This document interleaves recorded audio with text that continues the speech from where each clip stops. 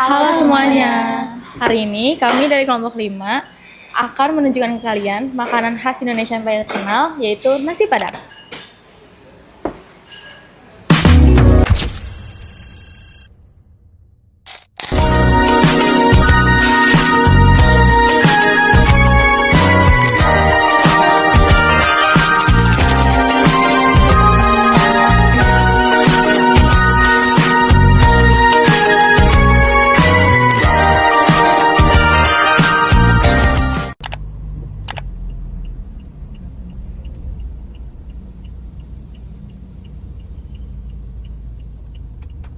Kuliner tanah air dan mancanegara.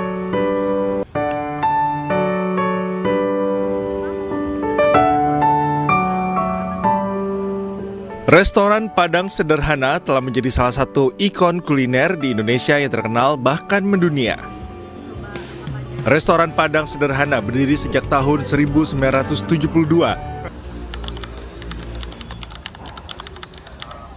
Ya, kayak udah gini. Awas jatuh. Oke, jadi sekarang di tangan aku udah ada nasi Padang rames. Nah, nasi Padang rames ini adalah hidangan nasi Padang yang disajikan dengan berbagai lauk dan berbagai sayuran dalam satu porsi. Jadi biasanya dalam nasi Padang rames ini, nasinya itu sudah disiram oleh kuah gulai dan juga bumbu rendang. Nah, kalau menurut sekarang aku pas makan nasi Padang itu ayam pop. Nah, ayam pop ini tuh agak beda sama ayam-ayam lainnya. Jadi kalau ayam lainnya itu warnanya agak kekuningan, kalau ayam pop ini warnanya cenderung pucat dan juga rasanya itu cenderung plain. Nah, kenapa bisa gitu? Karena ternyata ayam pop ini tuh masaknya nggak pakai banyak bumbu dan nggak digoreng sampai kering. Dia tuh masaknya cuma dikukus saja, pakai bawang putih dan juga garam. Terus habis itu digoreng pakai api yang kecil banget, jadi rasanya itu tetap juicy dan juga lembut.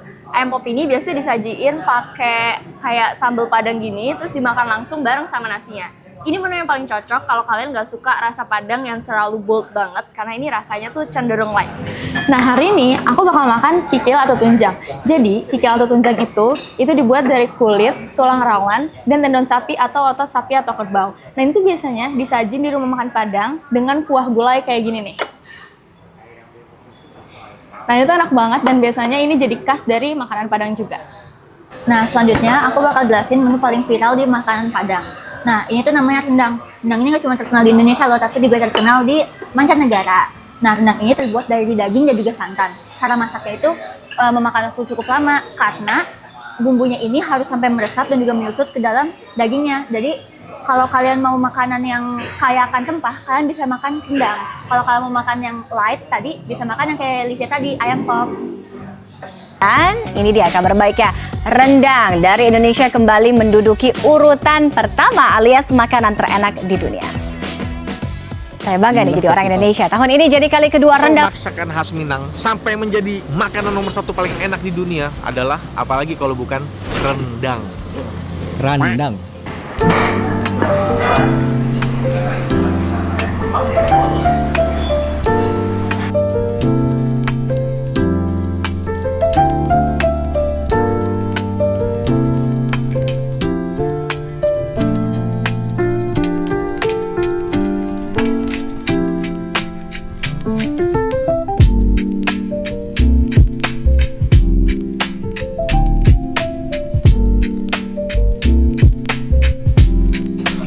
Nah, oke, sekarang aku mau langsung aja nyantap nasi Padang aku.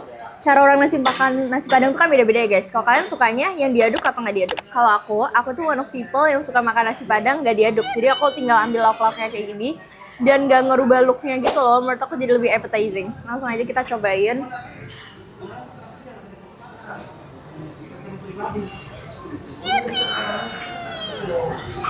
Nah, sekarang aku mau makan kikilnya nih.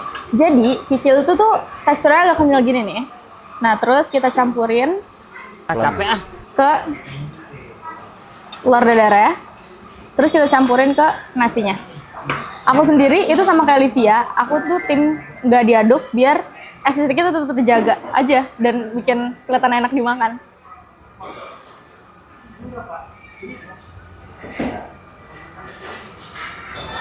Nah, sekarang giliran aku mau nyobain nasi Padang aku nih guys. Aku sama kayak Kai, aku mau makan kikil atau tunjang. Nah, sekarang aku udah ambil kikil atau tunjangnya. Aku campur sama nasi. Aku mau cobain dulu ya. Wow. Rasanya itu kayak asin gurih gitu dan ada rasa pedas-pedasnya. Dan kayak kalau kalian suka makan ada hint-hint pedasnya, ini cocok deh. Dan menurut aku rasanya tuh melekat gitu di lidah.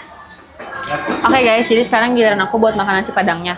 Nah, kalau dari nasi padang ini, lauk pilihan aku tuh di sini ada ayam pop, tapi aku kasih sama sambal merah padangnya karena enak banget. Terus aku juga mau ambil sama dari telur dadarnya. Dan FYI, nasi padang yang sekarang aku makan tuh nasinya udah dicampur sama kuah gulai dan bumbu rendangnya supaya rasanya tuh lebih tercampur dan lebih nyatu aja gitu.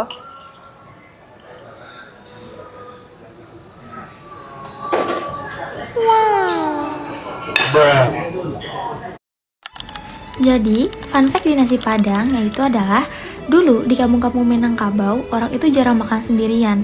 Makan selalu rame, keluarga besar, tamu datang, keluarga mampir. Kalau ada tamu, yang disiapkan bukan piring cantik, tapi biar semuanya kebagian dan kenyang. Kuah itu penting, bukan cuma soal rasa, tapi soal niat. Kuah bikin nasi yang sedikit rasa cukup. Bikin lauk bisa memanjang, jadi walau bahan terbatas, semua orang bisa tetap makan enak. Dari situ muncul kebiasaan, nasi cukupnya, kuahnya dilimpahkan. Nah, waktu orang Minang mulai merantau dan buka rumah makan, kebiasaan itu kebawa. Rumah makan dianggap kayak rumah sendiri.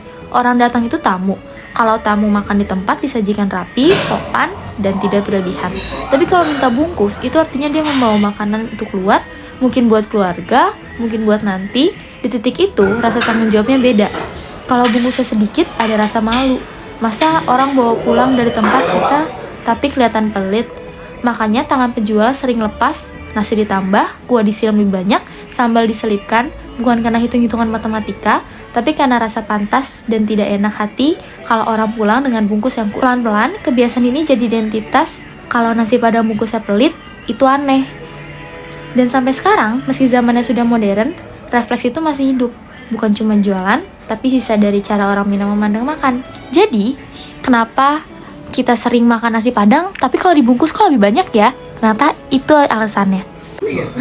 Oke teman-teman, jadi sekarang aku udah ada sama Mas sebagai salah satu pegawai di rumah makan sederhana ini. Mas boleh perkenalan sedikit dulu nggak tentang kayak gimana Mas bisa masuk sini sampai udah kerja di sederhana ini berapa lama? Nama saya Uzi, karyawan bagian waiters. Oh gitu. Udah kerja di sini dari berapa lama Mas? Udah lumayan lah. Oke. Nah, aku sekarang tadi kan udah tanya-tanya tentang Masnya sebagai salah satu pekerja di sini. Aku juga mau tanya-tanya tentang background dari rumah makan sederhana ini, Mas. Kira-kira gimana? Dan apa yang membedakan sederhana ini sama rumah makan Padang lainnya?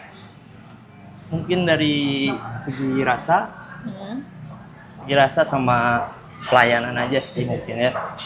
Dari untuk masakan kan setiap restoran punya bumbu sendiri. Nah itu yang ngebedainnya. Oh.